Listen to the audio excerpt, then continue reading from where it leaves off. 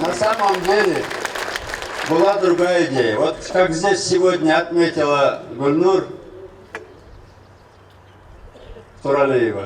Ведь была идея такая, что молодое правительство, самый молодой пример, 39 лет, до Зеленского, до Пашиняна, до всех других. Молодые члены правительства, одному из министров было 32 года.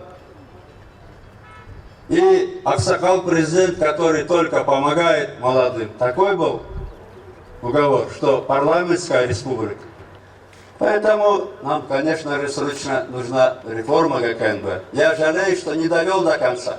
Была задумка, вот, раньше в ГКНБ несколько тысяч человек шли проверять бизнес. Я создал АКС, чтобы хотя бы, человек 200 проверяли бизнес. Но второй этап надо было АКС передать правительству. Вот это я не успел. Это надо делать немедленно. Надо ликвидировать политический сыск в ГКНБ. Потому что, смотрите, вместо того, чтобы давать точную информацию, они мне давали ту информацию, которая нужна была им.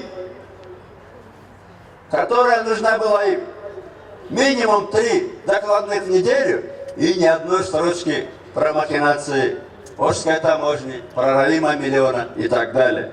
Нужна срочная реформа ГКНБ. Урматтуу массалык маалымат каражаттарынын өкүлдөрү, сиздерге электрондук поштаңыздарга резолюциянын текстин орусча, кыргызча тилде жөнөтөбүз. Рахмат.